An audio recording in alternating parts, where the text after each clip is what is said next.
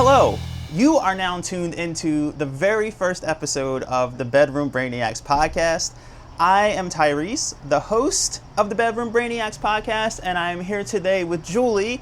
And Julie, introduce yourself and tell the people who you are. Who I am. Who are you? That's a big question.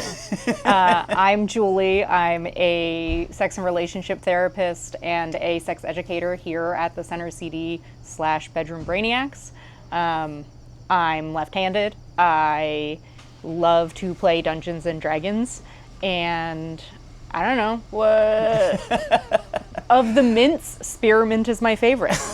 Peppermint all day. I hear you. Do you remember Cinnaburst gum? Oh, okay. Anyway, weird. It had those like crystals, those like plastic crystals. Yeah. I'm full of microplastics, probably from all the Cinnaburst. Microplastics and preservatives. I'm gonna live forever. So I also want to tell the people what you do with the Center CD, because I know what you do with the Center CD, but what is your role within the Center? Just tell everybody what you do. Okay. And we're gonna start by just being kind of vague about it, and then we can get more specific about. So like umbrella, what the Center does, and then me? Yeah. Okay. So the Center is a sex therapy small group practice of clinicians and educators, and our focus is specifically on sex therapy and specifically for marginalized peoples. So under that umbrella, I am a sex therapist, sex and relationship therapist, and the groups that I really focus on, or the individuals that I really work with, are individuals who are interested in non-monogamous relationship dynamics, individuals who are exploring, sex and sexuality and finding that they are struggling with various obstacles. I work with individuals whose other diagnoses or experiences are interfering with their sexuality in some way. Queer people as a marginalized group is pretty big and important to me. Sex workers and any individual who's really the therapeutic journey that they are trying to go on has to do with building a relationship, an enjoyable relationship with their own sexuality.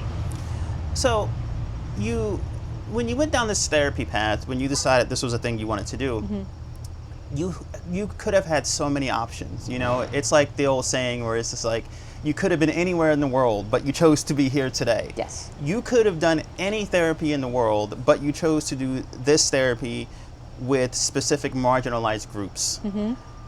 Why is it so important for you to A, do this work, and B, to do this work with the groups of people who you specialize in, basically? Because you've made efforts to reach out to just different marginalized groups. Why is it so important to you to do that? Yeah, therapy is a big field, and it is mostly sexually illiterate. How do I want to say this? Well, because there's sort of two pieces to that. There's like the larger piece of just, lacking understanding, which is what, I know many people have shared stories with me. A lot of my clients actually are people who have come to me either through referral from a clinician who says, this is beyond my scope of understanding or my scope of expertise, or from clients themselves who have gone, my therapist couldn't get my pronouns right. Can you do that for me? And I'm like, wow, what a low bar. That bar is like in hell. But that's a little microaggression, right? It's just a little thing that tells you that you're less than. Yeah. When you're going to a place to get help. Right. And the person you're seeking help from is like, hey, you don't really matter as much as the normal people do. Yeah. So there's like that piece of it in regards to like why once I realized that frankly, when I decided that I wanted to transition careers and be a therapist, it was I'm going to be a sex therapist or I'm not going to be a therapist. Right. So there wasn't like I think I want to do therapy, and then I moved in. I like narrowed it down. It was like this is what I want to do. Right. Part of that had to do in general with recognizing that there's just like a complete lack of understanding of sex and sexuality. to me, as a person whose relationship with my own sexuality was one that had turbulences, ups and downs, as well as like so many celebrations and so much pleasure, it's been so essential and important to my life to be a sexual being. And the idea that many people deny themselves that because of the lack of sexual literacy in our country, it felt important. It felt like something I could do something about that. I think that it's so cool that you saw a deficiency. I mean, you experienced a deficiency and you saw a need and you decided to kind of step into that void and be a part of a solution for what you viewed as a problem. And I think that a lot of people don't even realize that there is an issue like that at hand.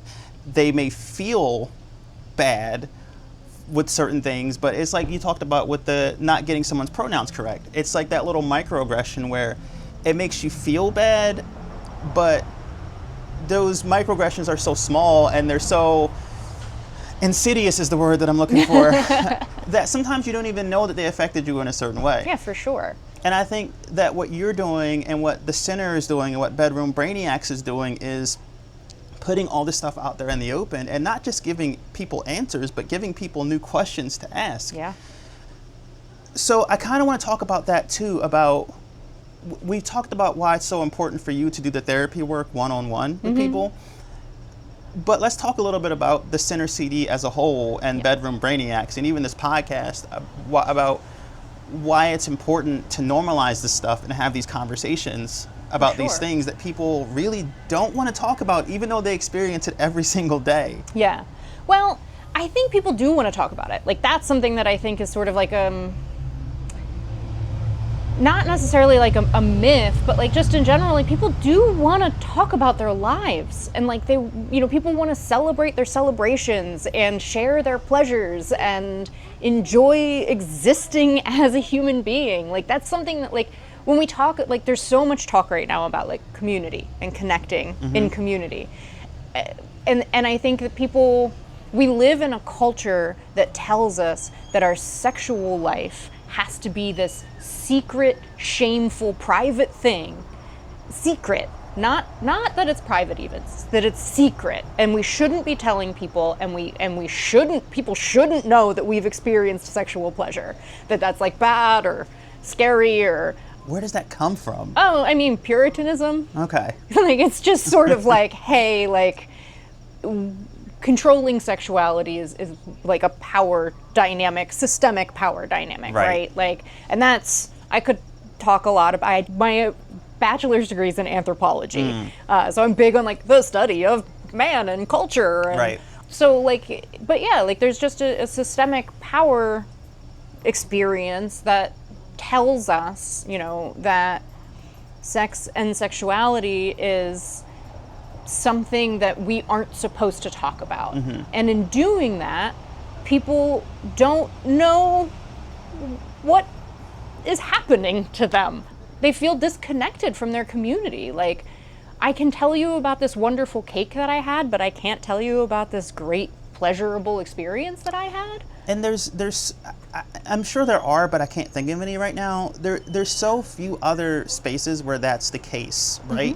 Where if there's something you enjoy, if I enjoy watching sports, there's no shame around saying that I'm a sports fan. Right. Well, yeah. But I mean, there's no, like with culture at large, there's no, it's accepted. Regardless of how you feel about sports, it's accepted that some people are sports fans, some aren't. You watch sports on Sunday, you go to a bar to watch a football game. Yeah. Or, you know, you love sports as well. And truly. You know, that's a whole other topic of why you're not allowed to like sports. Yeah. Which we can talk about that later too. But just in general, this is treated with that secrecy. Yeah. And it's a thing where we experience it every single day. Right. In media, in movies, in music. It's not just that we're told to be quiet about it. But at the same time, it's being screamed at us. Like yeah. we're constantly marinating in it, but we're not supposed to talk about our own experiences with it. Yeah. Like there's no autonomy, there's no like self-ownership, there's no empowerment. It is always, we're going to package sex and sell it to you, and it's going to look a certain way, be performed a certain way, and you are going to receive it a certain way. And if you operate outside of that, go in the closet. Yes. There is no Yelp review for the information that we're going to give you. There is no feedback. There is no, you take what we give you and shut up. But then the question becomes, well, where is this information coming from? Right. And is this a trusted source? And it's not. It's not. And it doesn't apply to everybody. Well, no. And like the information that I'm going to talk about doesn't always apply to everybody. But in saying that it doesn't apply to everybody, I am providing insight into the idea of like, hey, this is a buffet. Yes. Come to the table, find what you enjoy, take it home, and enjoy it. Yeah.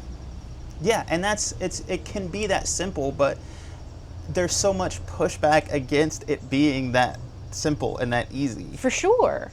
And that's why I think Bedroom Brainiacs and the Center CD and what you do are so important and so great, because simply by talking about it, providing that exposure and taking it out of the shadows, out of the closet, no pun intended, in pun October. fully intended, taking it out of the closet, it normalizes it. Well, and that's the thing, like, I think the joy for me, right,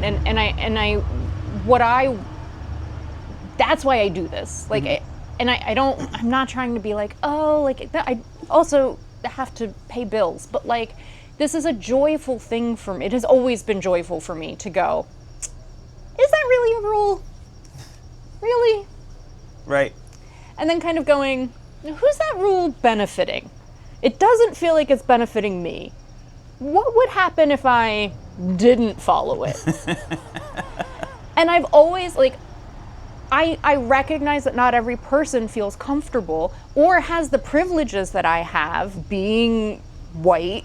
There's lots of privileges that I experience where I can kind of break a rule and the consequence will likely not be harmful, like have long-term harmful effects on me. Mm-hmm. So I am in a position where I have that ability, that power, so to speak, that I can kind of go like, I hear that you don't want me to talk about tribbing, but I'm going to talk about tribbing. Mm-hmm. And by the way, if you don't know what tribbing is, stay tuned, because we're going to do an entire episode, I think, where we talk about just vocabulary and certain words that you should know probably will be helpful, but you just haven't because it's taboo. Or things that you didn't know were a thing you could do. Mm-hmm. Or things you have been doing that you didn't know there was a name for. Right. Which sucks, because you probably think that you discovered it, but you didn't. You probably didn't. But so in that being that person who just kind of goes like, well, what if I broke this rule? I like doing that. Mm-hmm. And I find that this is a great way to do that. And to me, I'm not saying that I want to be like the Wizard of Oz, the man behind the curtain, but like I don't need to be the person doing the thing. I like being the person that someone can come to and go, I want to do the thing. Can you help me figure out how to do the thing? Yes. And that's why I really like the workshops and the education opportunities that Bedroom Brainiacs has, both in person and virtually, where it's just this great opportunity to kind of go like, do you all want to also get weird with it? Like, right. Do you want to, like, have you been thinking about having conversations with your partner, or have you been thinking as like a solo person, as a single person, that you want to be polyamorous or you want to experience non-monogamy? Awesome. Guess what? Come to this workshop. We're going to kick it and talk about it, and it's going to, like, the conversation isn't going to be, shh, don't tell anybody that this is a thing. The conversation is going to be, hey, this is a thing. It can be great for some people. And I think that, I feel like some of the stuff that we're going to talk about and some of the stuff that the center talks about are things that people didn't know were options. Like you said, people don't know that this is a rule. What if I don't follow it? Mm-hmm. It's, I have to follow this rule because it is a rule. Right. And I've never thought about anything else because I've never it's never presented itself. Like, I put on 2 socks before I put on each shoe. I can't do sock, shoe, sock, shoe. You can, right? But it's a thing that you never think about because you don't realize the effect that it's having on your life. And Right. I have lots of friends who get into relationships and run into relationship problems because they're following this script that maybe isn't working for them. Right, but they don't know that there are other scripts available. Right, and I'm not a therapist, so I don't have the tools, and I'm also not getting paid to be a therapist, even if I was. So I don't have the tools and the knowledge that you have to really go in depth with my conversations with them. Yeah. But what I do ask them is, I'll say, what are you doing? And they'll say, oh, I'm doing XYZ thing, but it's really not making me happy. And I said, well, stop doing it. And their response is, but I can't. I can't. Right. And I say, why? And their response is, I just can't. Right. And that, to me, tells me that they haven't given much thought to any other alternative because they just don't know. Well, so there's 2 ways that I generally describe this. And like, one is the sweater analogy, right? So when the moment you're born, someone slams a sweater onto you. And for some people, that sweater grows with them and it stays comfortable their entire life. And they don't ever have any inkling or anything about needing to take the sweater off. So that's some people. Then there's some people who the moment the sweater's on them, they're like, this is so itchy. I'm so uncomfortable. Please get it off of me. And these are people who from the jump just kind of go, there's no other option for me. I've got to break the rule. I've got to take the sweater off. I've got to find a different shirt or I'm just going to go topless. Like, that's just how it's going to go, right? Those extremes generally aren't the people who need the most support. Now, granted, that's not entirely true, right? Like, you need support when you're breaking rules, like but overall, like, the therapeutic work is really those people who kind of go like, oh God, this sweater sucks a little bit, but like, I don't know, it's fine enough, I guess. I'll just keep doing it. And they don't know that there's another sweater option.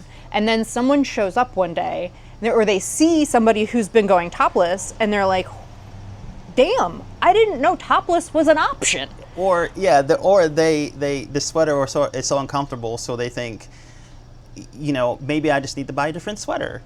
And they buy a different sweater. And there's like, this is still, I'll just buy a different sweater. And I bought 15 sweaters. And they're all uncomfortable. And I just got to get 16. Yeah.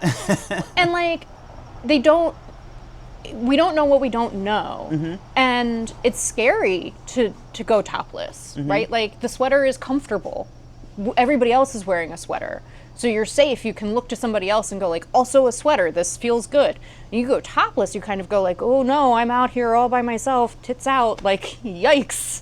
And that's scary.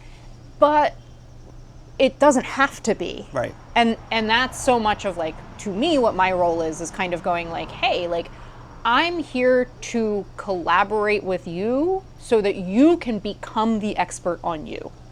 I can ask questions to help you do that exploration, and I can support you as you come to those conclusions. Maybe you don't want to be topless. Maybe you just want a tank top. Also an option. So many shirt options out there. I notice I rarely ever hear these conversations happening in public. I rarely hear these conversations like the one that you and I are having right now. I rarely hear them happening. I rarely, even with people who I talk to directly, I rarely have them started with me.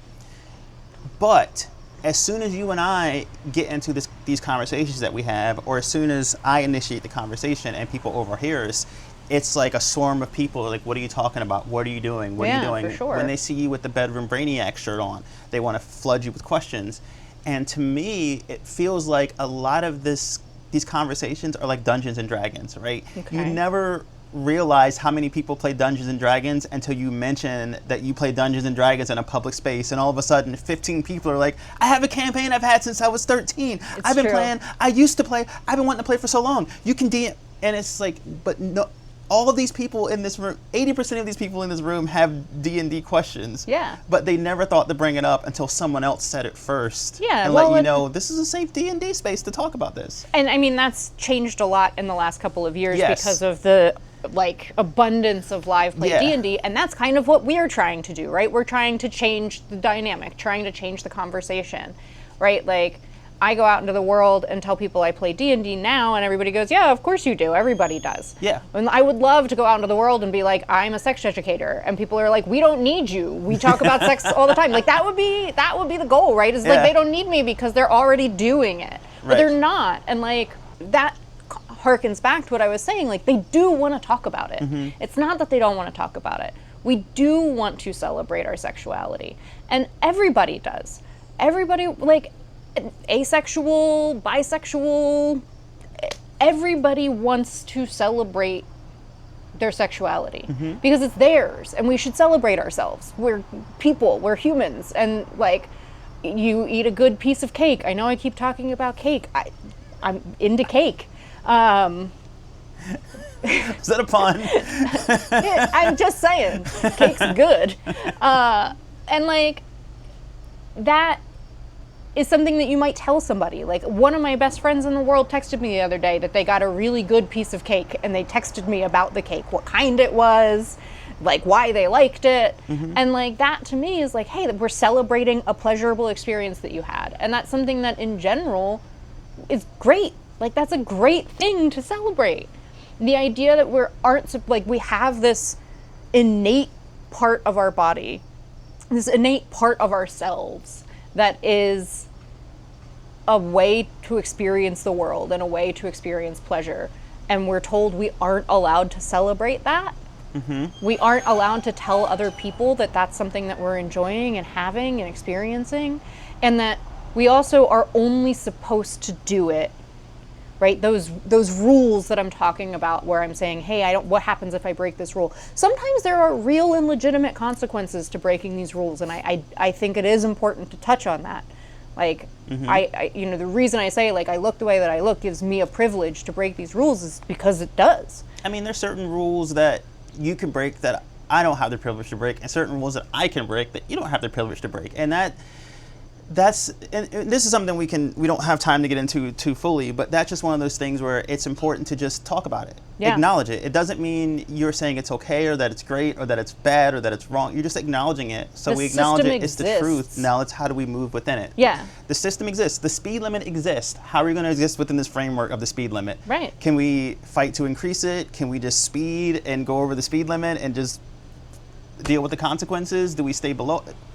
Right, and different people with different privileges and different experiences have different tools to navigate inside of the system. But acknowledging that the system exists isn't going, like, we can't move forward, we can't live life and pretend the system isn't there. Yes. Right? The system is there, and the system tells us that if you are queer, if you are not white, if you have disabilities, if you have mental illness, if you are elderly, you aren't supposed to have sex. And I call bullshit. I think they should all, if they want to, if they're interested in it, they should negotiate consent and have all kinds of sex however they want to be having it. And one thing I'm practicing is learning how to transition into closing remarks. So I'm going to consent to considering this the end of the first episode of Bedroom Brainiacs. That is not good closing remarks. No. So let's... Just a little feedback from me. Okay, well, I'll work on that. It's episode 1, okay? But before we wrap up here, I just want to remind everybody that you are, in fact, accepting new clients. I am, yes. So tell everybody how they can get in touch with you or the Center CD. Okay. If maybe they want to, work with you or work with another therapist. How do people contact you if they would like to make use of your services? Yeah, so you do have to be a resident of the state of Delaware to receive telehealth services from the Center CD. But if that is true, just reach out to us at info@thecentercd, or go to our website, thecentercd.com, and there is a place at the bottom of the website you can click, and it will get you set up for a consult. So yeah, also check up on our newsletter because it will tell you about cool and exciting things that we're doing. We run virtual and in-person workshops in Delaware, and book club is coming up. So yeah, sign up for our newsletter. You can do that on the website too. Yes, and I've been practicing this as well. Don't forget to smash that like button, click subscribe, and follow us. Oh, the system exists. We have to operate inside of it. The smash that like button, subscribe, and follow exists. What do you want me to do? It's part of the system. It's a rule we're not going to break. All right. Well, thank you for consenting to this interview. Yeah, absolutely. And we'll have more episodes coming up. Awesome. All right. Goodbye. Bye.